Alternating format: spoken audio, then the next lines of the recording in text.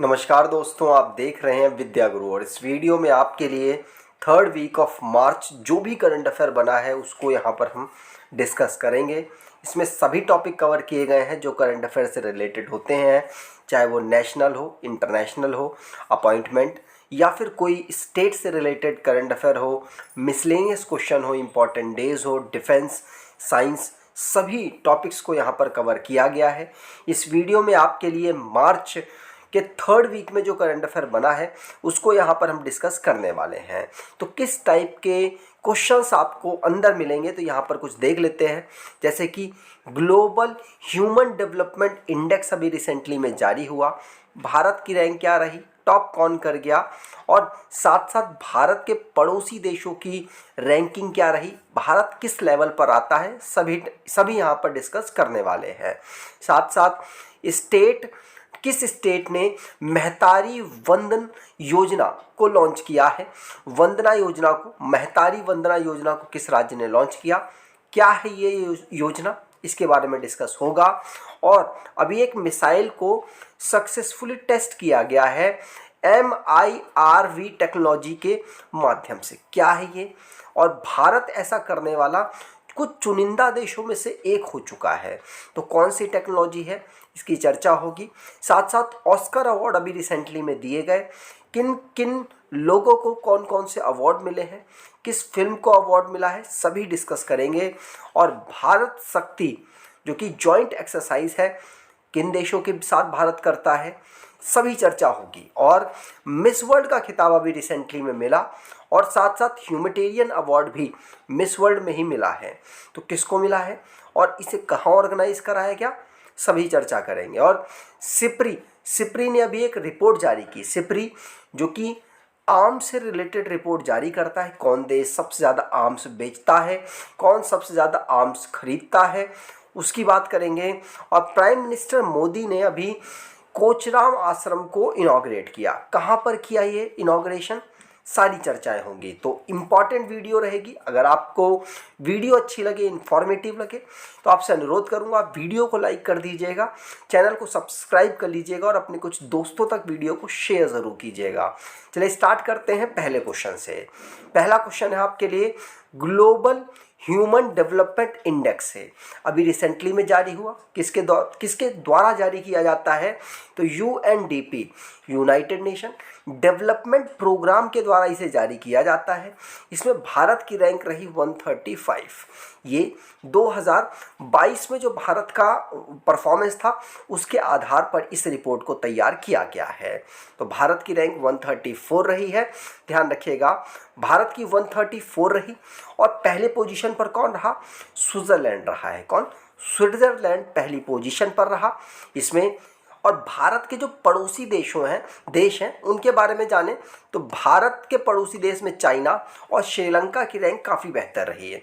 इसमें 75th रही rank China की और श्रीलंका की 78 रही। भारत यहाँ पर 134th पोजीशन पर रहा है। ये मीडियम ह्यूमन डेवलपमेंट क्लासिफाई किया गया है।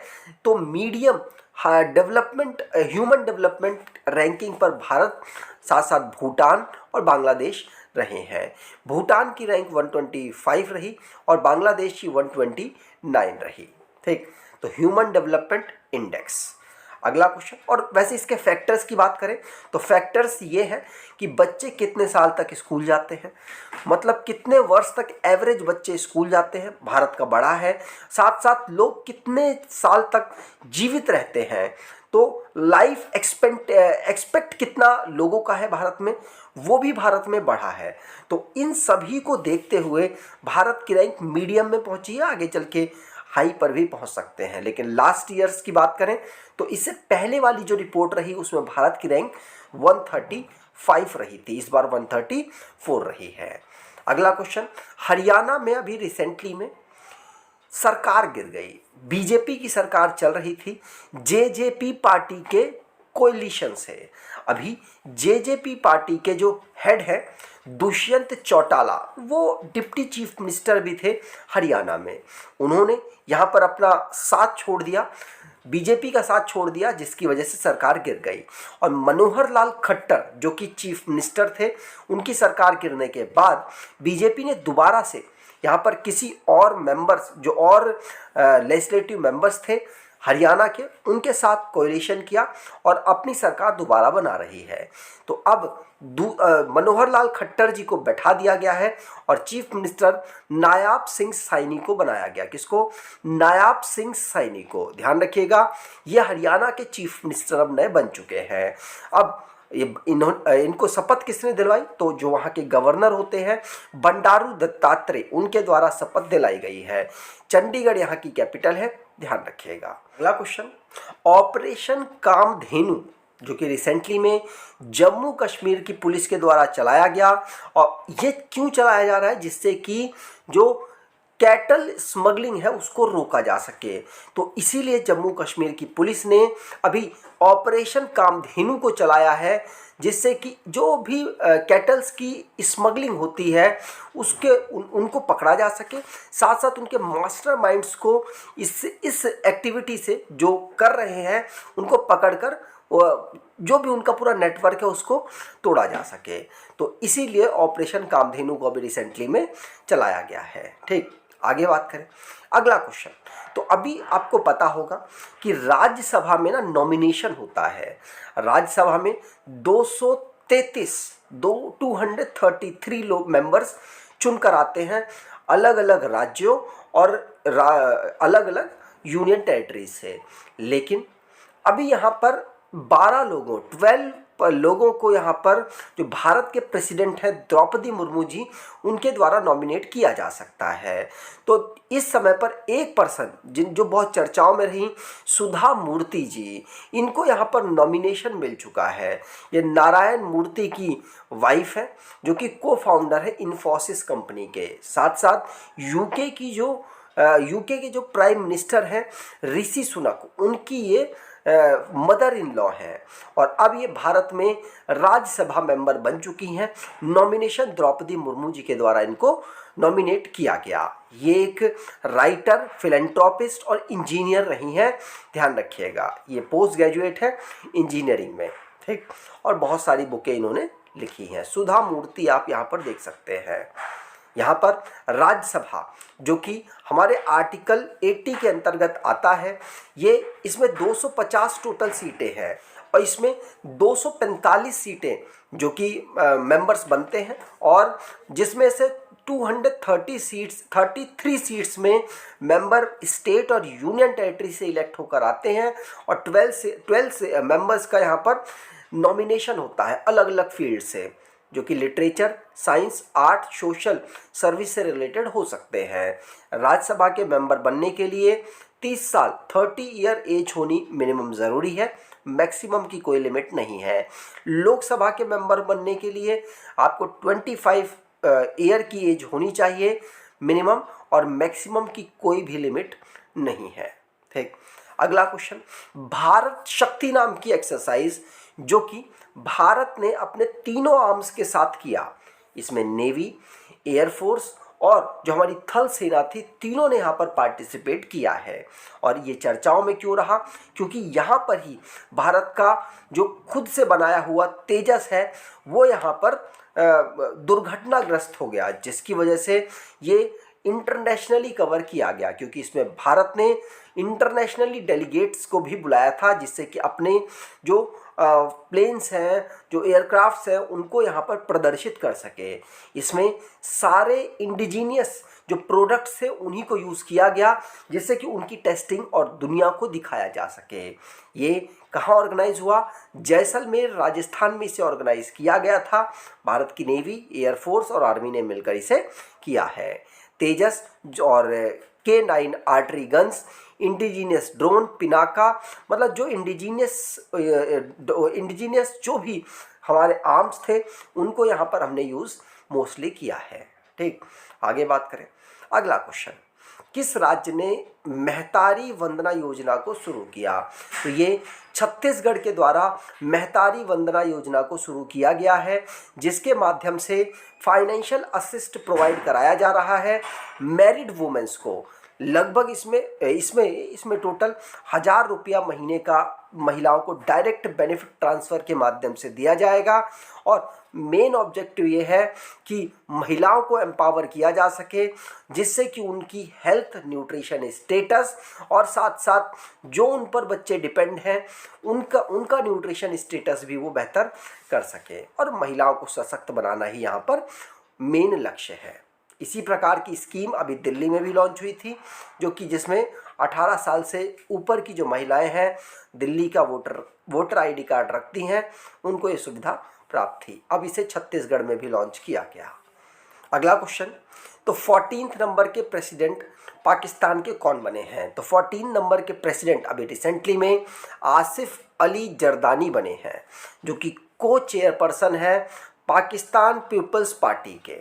ये 14 नंबर के प्रेसिडेंट पाकिस्तान के बने हैं, ध्यान रखिएगा। अभी रिसेंटली में वहाँ चुनाव हुआ, चुनाव में किसी भी पार्टी को बहुमत नहीं मिला, जिसकी वजह से 5 पार्टियों ने मिलकर वहाँ पर कोalition किया और उसके बाद सरकार चला रहे हैं। तो अब यहाँ पर प्रेसिडेंट बन गए हैं आसिफ अली जरदानी, और ये इससे पहले भी पाकिस्तान के प्रेसिडेंट रहे हैं 11 नंबर के। इन्होंने 2008 से लेकर 2013 तक पाकिस्तान की प्रेसिडेंसी संभाली थी। ठीक, पाकिस्तान की बात करें तो इस्लामाबाद इसकी कैपिटल है। प्रेसिडेंट तो हमने बात कर ली, और प्राइम मिनिस्टर शहबाज शरीफ है, 24 नंबर के ये प्राइम मिनिस्टर है। करेंसी पाकिस्तानी रुपी है, और पाकिस्तान भारत के साथ साथ ईरान, अफ़गानिस्तान, तजिकिस्तान के साथ बॉर्डर शेयर करता है। भारत के 3 राज्यों के साथ ये सीमा टच करता है, जिनमें गुजरात, राजस्थान, पंजाब है, और 2 यूनियन टेरिटरी के साथ भी भारत के ये सीमा टच करता है, एक जम्मू कश्मीर और दूसरी लद्दाख है। आगे बात करें, अगला क्वेश्चन, अभी एक अग्नि 5 मिसाइल है, उसका सफलतापूर्वक टेस्ट किया जा चुका था, और उसका अब एक और तरीके से उसमें MIRV टेक्नोलॉजी का यूज़ करके अग्नि 5 मिसाइल का DRDO ने सक्सेसफुली टेस्ट किया है। क्या होता है MIRV टेक्नोलॉजी? तो इसकी फुल फॉर्म पहले जानते हैं। Multiple independently targetable re entry vehicle इसकी फुल फॉर्म है। इसका मतलब ये है कि देखिए, अगर कोई भी देश दूसरे देश पर मिसाइल से अटैक करता है, तो जो दूसरे देश का मिसाइल जो प्रोटेक्टर है या मिसाइल डिफेंस सिस्टम है, वो एक्टिवेट हो जाता है और उस मिसाइल को रोक देता है। लेकिन अगर MIRV टेक्नोलॉजी का यूज़ करके मिसाइल को दागा जाएगा, तो उसमें बहुत सारे मिसाइल्स एक साथ दागी जा सकती हैं, जिससे कि क्या होगा, अलग अलग कंपोनेंट्स बिखरेंगे मिसाइल्स के, और जो डिफेंस सिस्टम है किसी भी देश का, मिसाइल डिफेंस सिस्टम, वो कंफ्यूज हो जाएगा कि मुझे किसको रोकना है। तो किसी एक को ही रोक पाएगा, बाकी सभी टारगेट्स को यहाँ पर अटैक किया जा सकता है। और यही है MIRV टेक्नोलॉजी, जो कि अग्नि 5 मिसाइल के माध्यम से DRDO ने सक्सेसफुली टेस्ट फायर्ड किया है। ठीक, आगे बात करें तो अग्नि मिसाइल को भारत ने 1990 से लॉन्च करना स्टार्ट किया, और अब तो इसको मैराइन से और साथ साथ जो एयरक्राफ्ट्स हैं इनके माध्यम से सक्सेसफुली टेस्ट किया जा चुका है। ठीक, और इस मिशन का नाम मिशन दिव्यास्त्र रखा गया है। क्या? ये जो अग्नि 5 मिसाइल जो कि हमने MIRV टेक्नोलॉजी के माध्यम से सक्सेसफुली टेस्ट किया, इस मिशन का नाम मिशन दिव्यास्त्र रखा गया। ठीक, आगे बात करें तो अब यहाँ पर एकेडमिक अवार्ड की बात करते हैं, जो कि 2024 में यहाँ दिया गया। एकेडमिक अवार्ड को ही हम ऑस्कर अवार्ड भी कहते हैं। ध्यान रखिएगा, ये 96 नंबर का एकेडमिक अवार्ड या फिर ऑस्कर अवार्ड है, और इसमें जो बेस्ट एक्टर रहे हैं वो चिलियन मर्फी रहे हैं। चिलियन मर्फी की बात करें तो ओपेनहेमियर में इन्होंने बेस्ट एक्टर, इन्होंने एक्टर का अवार्ड, लीडिंग एक्टर का परफॉर्मेंस किया, उसके लिए ही इनको ये अवार्ड मिला है। ध्यान रखिएगा, पूछा जा सकता है। अब यहाँ पर ये चिलियन मर्फी हैं। अब बेस्ट एक्ट्रेस की बात करें तो एमा स्टोन, कौन? एमा स्टोन, प्योर थिंग्स के लिए इनकी जो फिल्म थी प्योर थिंग्स, इसके लिए इनको ये अवार्ड मिला है। बाकी सभी अवार्ड्स को यहाँ पर थोड़ा सा रिवाइज करते हैं। पहला तो हमने पढ़ लिया कि जैसे कि बेस्ट फिल्म का अवार्ड किसको मिला, तो ओपन हेमियर को मिला है। इसको टोटल 7 अवार्ड मिले हैं ऑस्कर में। और बेस्ट एक्टर का अवार्ड सिलियन मर्फी ओपेनहेमर के लिए मिला। बेस्ट डायरेक्टर का अवार्ड क्रिस्टोफर नोलन को मिला, ये भी ओपेनहेमर से बिलोंग करते हैं। बेस्ट सपोर्टिंग एक्टर की बात करें तो रॉबर्ट डॉने जूनियर को मिला, ये भी ओपेनहेमर से बिलोंग करते हैं। बेस्ट फिल्म एडिटिंग का अवार्ड जेनिफर लेन को मिला, ये भी ओपेनहेमर से बिलोंग करते हैं। और उसके बाद बेस्ट सिनेमेटोग्राफी ये ओपेनहेमर को मिला। और original score, best original score Oppenheimer को मिला है। तो टोटल 7 अवार्ड यहाँ पर ओपेनहेमर फिल्म को गए हैं। बेस्ट सपोर्टिंग एक्ट्रेस की बात करें तो डिवाइन जॉय रेंडोल्फ को मिला है। और बेस्ट एक्ट्रेस की हमने बात कर ली। बेस्ट ओरिजिनल सॉन्ग की बात करें तो what was I made for Barbie को मिला है। और बेस्ट इंटरनेशनल फीचर फिल्म की बात करें द जोन ऑफ इंटरेस्ट को मिला है, यूके की ये फिल्म है। ठीक, आगे बात करते हैं। अगला क्वेश्चन, नए president Paralympic committee of India के कौन बने हैं? तो नए president Paralympic committee of India के देवेंद्र झाझड़िया बने हैं। इन्होंने दीपा मलिक की जगह ली है, ध्यान रखिएगा। फिजिकल हैंडीकैप स्पोर्ट फेडरेशन ये 1992 में भारत में बनाया गया। और अब यहाँ पर पैरालंपिक कमेटी ऑफ इंडिया के इस समय पर प्रेसिडेंट कौन बन गए? देवेंद्र झाझड़िया बने हैं। इन्होंने भारत को पैरालंपिक 2023 में हुआ था टोक्यो जापान में, वहाँ पर इन्होंने गोल्ड मेडल 2020 का जो 2021 में हुआ था उसमें भारत को इन्होंने गोल्ड मेडल दिलवाया था। ठीक, आगे बात करें। अगला क्वेश्चन, मिस वर्ल्ड विनर कौन बनी है 2024 की? तो मिस वर्ल्ड ये चेक रिपब्लिक कंट्री से बिलोंग करती हैं। इनका नाम है क्रिस्टीना पाइस्कोवा। कौन? क्रिस्टीना पाइस्कोवा इनका नाम है, चेक रिपब्लिक से बिलोंग करती हैं। इनसे पहले कैरोलिना ब्लेविंस्का बनी थी जो कि पोलैंड से बिलोंग करती थी, मतलब लास्ट ईयर की मैं बात कर रहा हूँ। इस बार तो 112 कंट्रीज़ के जो कंटेस्टेंट थे उन्होंने पार्टिसिपेट किया और 71 नंबर का ये मिस वर्ल्ड का कंपटीशन ऑर्गेनाइज हुआ है। ठीक, यहाँ पर अगर भारत के पर्सपेक्टिव से बात करें तो भारत अभी तक टोटल यहाँ पर 6 बार मिस वर्ल्ड का खिताब जीत चुका है। कब कब? तो पहली बार तो 1966 में रीता फारिया, और फिर 1994 में ऐश्वर्या राय, और इस साल 1994 में ही भारत को मिस वर्ल्ड और मिस यूनिवर्स का खिताब भी मिला था। और 1997 में डायना हेडन, उसके बाद 1999 में युक्ता मुके, फिर 2000 में प्रियंका चोपड़ा। 2007 प्रियंका चोपड़ा जिस साल जीती थी उस साल भारत को मिस यूनिवर्स लारा दत्ता के द्वारा प्राप्त हुआ। और फिर 2017 में भारत को मिस वर्ल्ड का खिताब प्राप्त हुआ था। मानुषी झिल्लर उनका नाम है। ठीक, आगे बात करें। अगला question, miss world humanitarian award किसको मिला है? तो रिलायंस की फाउंडेशन चेयरपर्सन नीता अंबानी को जो यहाँ पर मिस वर्ल्ड ह्यूमैनिटेरियन का अवार्ड मिला है। 71 मिस वर्ल्ड का जो फिनाले हुआ था वहीं पर इनको यह अवार्ड मिला।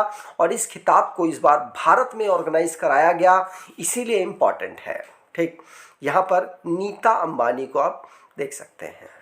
अगला क्वेश्चन, किस यूनियन मिनिस्टर जो एमएसएमई के हैं नारायण राणे जी अभी करंट में, उनके द्वारा एमएसएमई टेक्नोलॉजी सेंटर कहाँ पर इनॉग्रेट किया गया? तो MSME technology centre Sindhudurg Maharashtra में इनॉग्रेट किया गया, जिससे कि एमएसएमई की जो टेक्नोलॉजी है और टेक्नोलॉजी सेंटर में यहाँ पर अलग अलग प्रोजेक्ट्स को प्रमोट किया जा सके और साथ साथ जो टेक्नोलॉजी सपोर्ट है वो यहाँ पर दिया जा सके।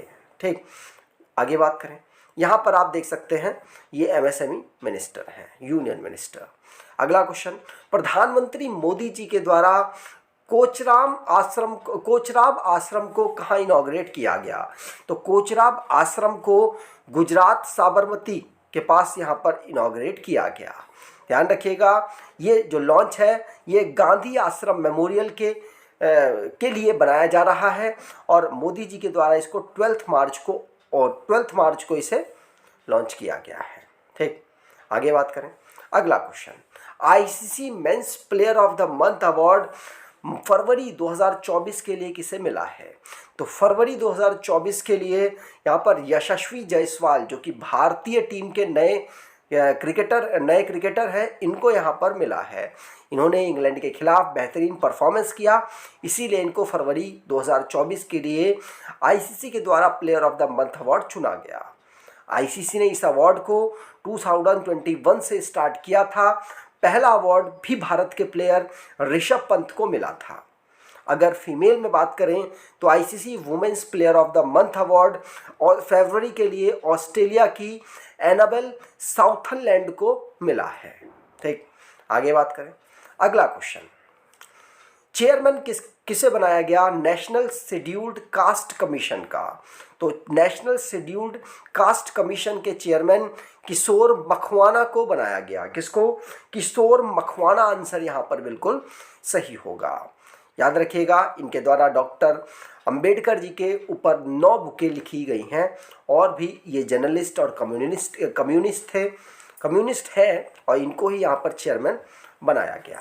ठीक, आगे बात करें तो अभी रिसेंटली में मिसेल्स और रुबेला चैंपियन अवार्ड किसको मिला है? मतलब मिसेल्स और रुबेला जो डिसीज़ है इसको ख़त्म करने के लिए अलग अलग जो यहाँ पर मतलब प्रोसेस और जो भी योजनाएं चलाई गई वो सबसे बेहतर रहीं और ये भारत के द्वारा चलाई गई। इसलिए भारत को यहाँ पर जो रेड क्रॉस के द्वारा वॉशिंगटन डीसी में जो उनको जहाँ पर इनका हेडक्वार्टर है वहाँ पर भारत को micelles and rubella champion award मिला है। ठीक, दोनों ही इन्फेक्टियस डिसीज़ हैं, दोनों ही वायरस से होने वाली बीमारी हैं, ध्यान रखिएगा। ठीक, आगे बात करें। अगला क्वेश्चन, अरुणाचल प्रदेश में नया एक डिस्ट्रिक्ट बना है 27वें नंबर का, इसका नाम है बाईचोम। ध्यान रखिएगा, बाईचोम जो कि अरुणाचल प्रदेश का नया डिस्ट्रिक्ट बना और अभी रिसेंटली में उसको यहाँ पर कंफर्म किया गया है।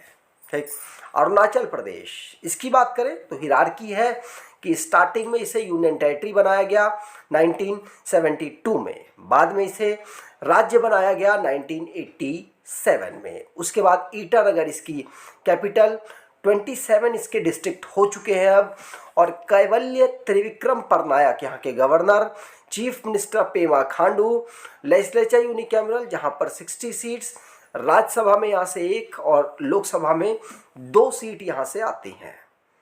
अगला क्वेश्चन, इंटरनेशनल सोलर अलायंस के नए मेंबर अभी रिसेंटली में कौन बने हैं? तो इंटरनेशनल सोलर अलायंस के नए मेंबर अभी पनामा जो कि सेंट्रल अमेरिका की एक कंट्री है वो बनी है। इंटरनेशनल सोलर अलायंस की ये 97th कंट्री मेंबर बनी है। अभी टोटल अगर बात करें तो इस फ्रेमवर्क में, इस एग्रीमेंट में 116 कंट्रीज़ ने साइन किया हुआ है, लेकिन मेंबर 97 कंट्रीज़ हैं। भारत के प्राइम मिनिस्टर और फ्रांस के जो हेड है फ्रांसोis होलैंड हेड थे 2015 में, उनके कोलैबोरेशन से इस संस्था को बनाया गया। अगर इंटरनेशनल सोलर अलायंस के प्रेसिडेंट की बात करें तो RK सिंह जी हैं और 2015 में इस संस्था को बनाया गया था जो कि सोलर को प्रमोट करती है, ध्यान रखिएगा। अगला क्वेश्चन, इंडिया का पहला automobile in plant railway siding project कहाँ पर इनॉग्रेट हुआ है? तो प्रधानमंत्री मोदी जी के द्वारा पहला automobile in plant railway siding project अभी गुजरात के हंसलपुर में लॉन्च किया गया और ये मारुति सुजुकी के इंडिया के प्लांट में लॉन्च किया गया है। इसे मारुति और साथ साथ गुजरात रेल इंफ्रास्ट्रक्चर डेवलपमेंट के कोलैबोरेशन से शुरू किया गया है। ठीक, आगे बात करें। अगला क्वेश्चन, प्रधानमंत्री मोदी जी ने इंडिया का पहला कमर्शियल सेमीकंडक्टर फैब्रिकेशन सर्विस कहां पर स्टार्ट किया है? तो भारत के प्रधानमंत्री मोदी जी के द्वारा टाटा के द्वारा यहां पर power chip semiconductor manufacturing corporation को यहाँ पर राजस्थान के ढोलेरा में इनॉग्रेट किया गया और वहीं पर इसका जो पहला कमर्शियल सेमीकंडक्टर फैब्रिकेशन सर्विस है वो स्टार्ट होगी। ठीक, आगे बात करें। अगला क्वेश्चन, अभी सिपरी की एक रिपोर्ट जारी हुई जिसमें सिपरी कौन सा देश सबसे ज़्यादा आर्म्स खरीदता है, कौन सबसे ज़्यादा आर्म्स को बेचता है, हथियारों को बेचता है। तो सिपरी की रिपोर्ट के अकॉर्डिंग 2019 से 2023 तक भारत ऐसा कंट्री है जो कि सबसे ज़्यादा आर्म्स को खरीदता है। तो Stockholm International Peace Research Institute इसकी सिपरी की फुल फॉर्म है, जिसने ये बताया है कि दुनिया में अगर आर्म्स खरीदे जाते हैं 100 तो भारत उनमें 10 खुद खरीद लेता है। 9.8 भारत का परसेंटेज है ग्लोबल आर्म इंपोर्टर्स के रूप में। उसके बाद Saudi Arabia, Qatar, Ukraine, Pakistan, Japan, Egypt, Australia, south Korea और चाइना आते हैं। सिपरी जो कि 1966 में फाउंड किया गया था और सबसे बड़े एक्सपोर्टर हथियार को बेचने वाले कौन से देश हैं, तो उसमें United state, Russia, France, China और जर्मनी है। ठीक, आगे बात करें। अगला क्वेश्चन, भारत की जो प्रेसिडेंट हैं द्रौपदी मुर्मू जी, वो नेशनल डे सेलिब्रेशन जो मॉरिशस का 12 मार्च को ऑर्गेनाइज कराया गया, वो वहाँ पर चीफ गेस्ट के रूप में उनको बुलाया गया था। तो वो वहाँ पर गई और वहाँ पर उन्होंने पार्टिसिपेट किया है। नेशनल मॉरिशस का नेशनल डे कब ऑब्जर्व होता है, तो 12 मार्च को ऑब्जर्व होता है। ध्यान रखिएगा। मॉरिशस की बात करें तो पृथ्वीराज सिंह रूपम यहाँ के प्रेसिडेंट हैं। प्राइम मिनिस्टर प्रविंद जगन्नाथ हैं। कैपिटल यहाँ की पोर्ट लुइस है। करेंसी मॉरिशियन रूपी है और इंडियन ओशन में देश लोकेटेड है। भारत की प्रेसिडेंट आप देख सकते हैं। अगला क्वेश्चन, कर्नाटका ने अभी रिसेंटली में एक डाई है कॉटन कैंडी और गोभी मंचूरियन की जो डाई है, इसको अब यहाँ पर बैन कर दिया है। कहाँ पर? कर्नाटका में। ये बैन क्यों किया गया? क्योंकि ये ना जो हमारी जो हेल्थ है उस पर अफेक्ट डाल सकता है। ये है क्या? ये एक प्रकार का, जैसे आप बुढ़िया के बाल आपने सुना होगा, उसमें जो केमिकल डाला जाता है उसको रंग देने के लिए, वो हमारी हेल्थ को अफेक्ट करता है। तो इसीलिए कर्नाटका ने अभी यहाँ पाया कि रोडामाइन बी नाम का जो यहाँ पर एक सिंथेटिक कंपाउंड और फ्लोरेसेंट डाई है, इसको बैन करना ज़रूरी है क्योंकि ये हमारे हेल्थ को अफेक्ट कर रहा है और इसे बच्चे वगैरह भी कंज्यूम करते हैं, इसलिए इसमें एक्शन जल्दी लिया गया। ये क्या है? तो पिंक और रेड ब्लू पाउडर टाइप का होता है और ये कलर देने के लिए यहाँ पर मेनली यूज़ किया जाता है। तो अभी रिसेंटली में इसे बैन कर दिया गया। ठीक, अगला क्वेश्चन, इंटरनेशनल वुमेन डे हम कब ऑब्जर्व करते हैं? तो इंटरनेशनल वुमेन डे हम 8 मार्च को ऑब्जर्व करते हैं। अच्छा, नेशनल वुमेन्स डे हम कब ऑब्जर्व करते हैं? कमेंट बॉक्स में बताइएगा। इस क्वेश्चन के ख़त्म होने के बाद मैं आपको बताता हूँ। तो इंटरनेशनल वुमेन्स डे हम 8 मार्च को ऑब्जर्व करते हैं और ये इसकी इस बार की थीम रखी गई है inspire inclusion and this year theme is invest in women accelerate progress. इसकी इस बार की थीम रखी गई है। ठीक, आगे बात करें। हाँ, ये अगर नेशनल वुमेन्स डे की बात करें तो 13 फरवरी को हम ऑब्जर्व करते हैं। ठीक, अगला question, international day of action for river हम कब सेलिब्रेट करते हैं? तो international day of action for reverse हम 14 मार्च को ऑब्जर्व करते हैं। इस बार की इसकी थीम वाटर फॉर ऑल रखी गई है। क्या? Water for all. ठीक, अगला क्वेश्चन, नो स्मोकिंग डे हम कब ऑब्जर्व करते हैं? तो नो स्मोकिंग डे हमने इस बार 13 मार्च को ऑब्जर्व किया। वैसे इसे सेकेंड वेडनेसडे ऑफ मार्च को ऑब्जर्व किया जाता है। लोगों में अवेयरनेस फैलाने के लिए, स्मोकिंग को रोकने के लिए इसे हम सेकेंड वेडनेसडे ऑफ मार्च को ऑब्जर्व करते हैं। इस बार 13 मार्च को ये पड़ा और ये इसका लोगों में अवेयरनेस, ये किस किस ऑर्गन में अफेक्ट करता है? तो ये nervous system, respiratory system, cardiovascular system और डाइजेस्टिव सिस्टम और हमारे हेयर, स्किन और जो नेल्स, नाखून वगैरह होते हैं, इनमें अफेक्ट डालता है। और इसकी इस बार की थीम प्रोटेक्टिंग चिल्ड्रन फ्रॉम तंबाकू इंडस्ट्री इन्फ्लुएंस, ये इसकी थीम रखी गई थी। अगला क्वेश्चन, वर्ल्ड किडनी डे हम कब ऑब्जर्व करते हैं? तो वर्ल्ड किडनी डे हम 14 मार्च को ऑब्जर्व करते हैं। ध्यान रखिएगा, वर्ल्ड किडनी डे भी हर साल हम 14 मार्च को ऑब्जर्व नहीं करते, क्योंकि ये सेकंड थर्सडे ऑफ मार्च को ऑब्जर्व होता है। इस बार सेकंड थर्सडे इस बार 14 मार्च को पड़ा, इसीलिए हमने इसको ऑब्जर्व किया है। इस बार इसकी theme kidney health for all, advancing equitable access to care and optimal medication practice रखी गई है। इसको 2016 से International Federation of Kidney Foundation के द्वारा और इंटरनेशनल सोसाइटी ऑफ नेफ्रोलॉजी के द्वारा ऑब्जर्व किया जाता है। ठीक, आगे बात करें तो अगर आपको ये वीडियो अच्छी लगी है, इंफॉर्मेटिव लगी है, तो आपसे अनुरोध करूंगा वीडियो को लाइक कर दीजिएगा, चैनल को सब्सक्राइब कर लीजिएगा और एटलीस्ट अपने कुछ दोस्तों तक वीडियो को शेयर ज़रूर कीजिएगा। धन्यवाद।